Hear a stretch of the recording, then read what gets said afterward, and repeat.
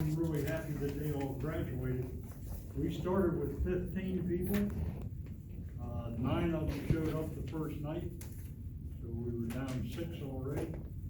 One got accepted at the West Virginia State Police, so he left. 2 of them quit, too hard for them, and I threw 1 out. So we ended up with 5 people out of 15, but there were 5 good people. This is the smallest class we've ever had, and that's why we're in here. Yeah. I felt if we went into the auditorium, we would look like a little pea in a pod here, so we had to, make it look like we had more people. But I certainly appreciate everybody coming. I want to thank the parents, the boyfriends, the girlfriends, because if you wouldn't be supporting them, they would have not gotten through here either. So, again, thank you for that.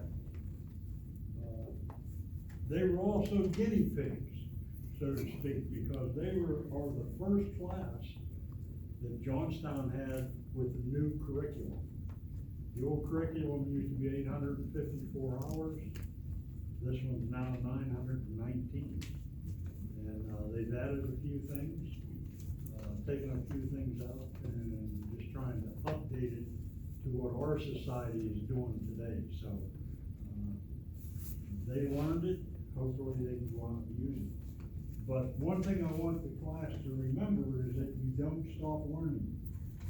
Okay, even today, I've been in police work for a few years, and I went to training today all day before I came here. So it's a constant effort to maintain your certification and to learn new things. I went to a class today on human trafficking, which has been around for a while. We probably didn't call it that. We called it just prostitution. It didn't matter what it was, how they got involved in that, it was prostitution. Now it's human trafficking because most of the 88% of them are U.S. citizens in the United States that are being trafficked. So anyway, our job changes, and we have to keep training. You learn the basics, you have to build on that now. Next, I would like to have the class captain come up and make a few remarks. He wasn't happy about doing this, but I think he do a good job.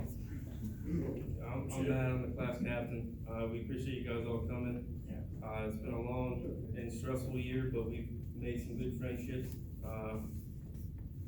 Couldn't have asked for a better chief. Couldn't have asked for any better instructors. They're all different in their little ways, but they taught us some good stuff. Other than that, that's all I have to say. This is probably going to be the shortest graduation we ever had here. Next, I'd like to offer the opportunity for the instructors that showed up and the assistant director. You want to make a few statements now? Short statements? 15 minutes or so. I have to tell that. This is Colonel Hugger, he's the assistant director. I have to tell him to keep it short, or we'll be here till 10 o'clock. Let me tell you something. He has a lot to tell us. I have been at this academy since 1972. It became officially an academy in 75 when Act 120 was presented. So I was involved in all of that. I had a leave of absence because I was Congressman Murtha's chief of staff. And he didn't want me, I had to be in DC. And you can't have me here and there, so I took leave of absence. And when he passed away, I came back as assistant director. But I want you to know that it's been a challenge. Former students, a little gray, a little old, pushing my age. I'm gonna be 85 in December. But they call me the Colonel. I spent 40 years in the Marine Corps and the Marine Corps Reserve from private to colonel. I retired in 92. Some of you weren't born in 90. They've been born since that time. But I want you to know they worked hard. There are no slouches. They've learned firearms, don't run from them. Unless you can run at 1,050 miles an hour per second, 1,050 feet per second, run. Other than that, they say freeze, do it. But, I'm proud to be with the academy, and I'm proud to have all these young people around me. And, they've done a good job, and, I congratulate all of you for sticking in it. Remember what I said? Not only who you see in that mirror, but what you see in that mirror. It's the one that's gonna get you through your life. And, you'll do all right. Thank you. Thank you, Colonel. Well, I can't believe that this is a first tonight. Next, Kevin Gauntlet's one of our instructors. He taught first aid, and he's also a general instructor. Congratulations, Class 87. It was an honor to have this crew as a class. They were a tight-knit group. I had the opportunity to start with them pretty much from day one, in the very beginning, and go throughout different portions of the academy, and then the different instructors have them at different times, so then you come back and see how they've progressed after you've not been instructing for about a month's time or so. We had, as the chief said, a larger group in the beginning, and it whittled down fairly quickly to the 5 that are before us now. And I can tell you that it was an honor to instruct all of them. It was a pleasure to see all of you come together the way that you did, and work together the way that you did. I have no doubt in my mind that you will represent the law enforcement profession well. Here at the academy, I believe that we gave you a good foundation. As the chief said, continue to build on your education in law enforcement. What you learned here gives you what you have to have as the basics to become a police officer. From here, it's up to you to figure out what your career goal is and where you ultimately want to be in the law enforcement profession. Continuing your education is going to help you achieve those goals. There are many times where a lot of us went to classes on our own time. We didn't get paid. A lot of departments didn't send you, but if I was working night shift and there was a class during the day and I was able to go to it, I went to it. I knew what I wanted to do early on in my patrol career. There were a lot of different things I wanted to do, but eventually I knew I wanted to be a detective and get involved in criminal investigations. So in my patrol time, I worked a lot of crime cases on the side, extra crime cases. Any opportunity I had, I'd ask the detectives, hey, do you mind if I handle that one? They'd give it to me, took the load off of them. I continued to work that. I went to schools geared toward that. As the cadets all know, I'm big into the Laurel Highlands Crisis Intervention Team. I'm also the chief crisis hostage negotiator for the Cambria County CERT team. So years ago, I molded my plan to get to that point. And a lot of the stuff that I have done over the years with those programs and the experiences that I have had in those situations, we were able to use as examples in class for them to take away some information on how to deal with those types of situations. So, I know it seems like it's been a long time probably for you, but boy, I'm standing here thinking, I remember walking in the first day and started to talk about things, where did the time go? I mean, it flew. So, I have no doubt you'll represent the law enforcement profession well. Just remember, integrity is everything. Your integrity is everything. Everything that any one of us do represents the entire profession. I wish you the best of luck, and always make sure you go home safe to your family at the end of everything. Congratulations. So we're gonna have to start getting the timer on Kevin. Next, Todd Sherrow is our general instructor and use of force, and what else? Firearms. Push-ups, also push-ups. Yeah, he's push-ups instructor. Class 87, congratulations, you've made it a very long time, strenuous. You've you've had to put up with me, sorry about your luck. Yes, it's true, I'm the push-up king whenever it comes to the firearms range, but little things that they don't understand when they're policing up harass and so forth, it's like my evidence class. When you're teaching to look for the finer details and they miss some shell casings, waddings, different types of paper and so forth on the range, that's getting them used to looking and paying attention to their surroundings and attention to detail. So whenever they miss a shell casing and I can see it from back at the 25 or further yard line, and they're wandering around trying to figure out what I'm pointing to, and I can see it gleaming through my bifocals, they need to find it. It'll help them later for finding that piece of evidence they may need in a homicide case. As a patrol officer, those skills build upon as you go through your career, depending on what specialized position you want to get into. I started out at the Johnstown Regional Police Academy, graduated from here in '92, and then went on to the Pennsylvania State Police Academy. I enjoyed my 25 years through the patrol and criminal investigation, and I'm back to the patrol in Jennerstown, and I love traffic. I think I got them on the start of remembering the sections that they need to remember when looking for different violations. You've molded yourself from the beginning. Don't give up that learning, like we've all said. All I can do is, anytime that you have a question or a need, you have my contact information. I've done it to other students that have graduated, and they're currently calling me and asking me what to do. Sometimes I answer, sometimes I don't. I call back, may be busy, but follow your dreams where you need to go, work as a team, and remember, we're all on the same side, accomplish the same mission. Good luck and stay safe out there. Thank you, Todd. Chief. Okay, next, we have a Top Gun Award. We're gonna have Chief Sherrill and Colonel Hunky come up and present those awards.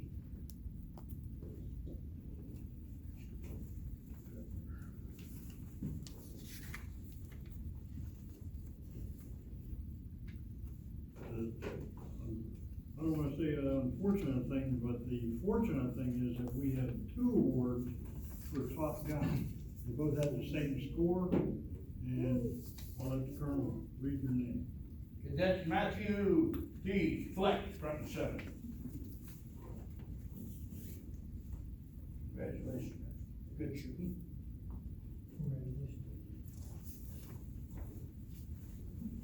Second one,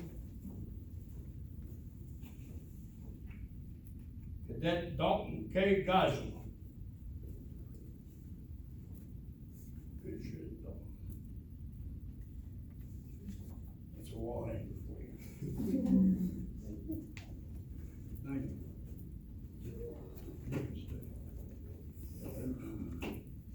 The next award is an academic achievement. What we try to do is get the student who has the highest score into class, academic score. This is a very difficult decision. We had 2 people, the one that won and the one that came in second was only 1 point less. 1 point, 1 question. If they'd answered it, we'd had 2 of these awards. But here's the Academic Achievement Award, and we'll have Cadet Kimberly Sanders come up. Congratulations, kid. Good luck. Kimberly's continuing her education. She's about ready to leave tomorrow. Well, they haven't decided if they're sending her or not, the Sheriff's Academy. Well, they may be sending her to the deputy sheriff training. So she's gonna continue real quickly. In fact, all these guys and ladies, Kimberly works as a deputy sheriff in Blair County. Mr. McCoy there is probably gonna be hired in Somerset, right? Hale is working in Ferndale. He got hired last night. Geisel is at the hospital working currently. And Mr. Fleck is working where? Blair Township. Blair Township. Township, I don't know where that is. I know the chief. That'll be in, Blair Township. Blair County, yeah. I know the chief, he used to be the, director over at IUP in their academy. The next thing that we're gonna do is give them their diplomas, so we'll call them up front. And the colonel can hand them to me and we'll go from there.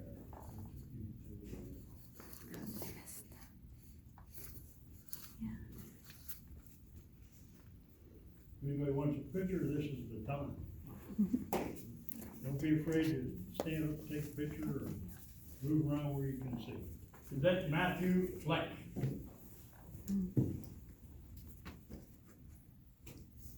Congratulations. Not very responsive girl.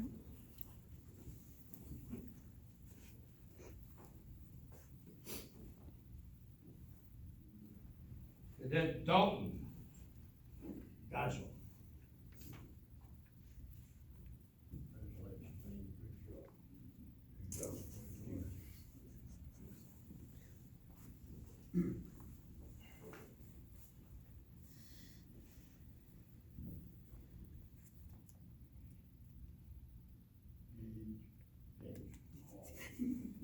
I don't have my glasses on.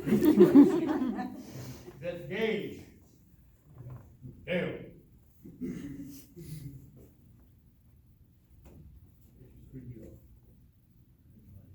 Tail looked like a D on that damn thing.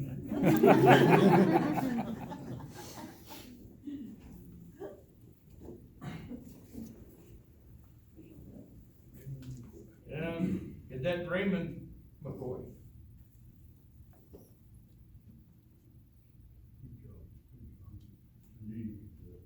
Congratulations. Last but not least is Kimberly Summers.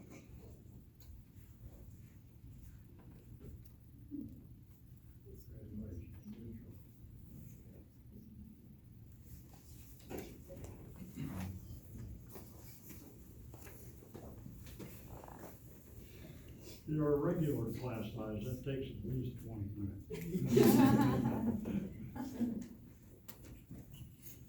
But I'm real happy to give them their diplomas. They need to hold on to them, and, also there's an envelope over here that has, taser certificate, pepper spray certificate, and they did get tased, and they did get pepper sprayed. That's my payback, I'm the one that sprays them. All year they screw with me, one night I get them. Well, their first aid cards are in there, information. And their firearms. Their firearm certificate, NRA firearm certificates, and their transcript. Now, it's not an official transcript until MOPEC approves it, so, they make any changes to it, I'll send you the changes. Next, we always, administer the oath of office, so you can stand up. I'll read it, and they will, repeat after me. Raise your right hand.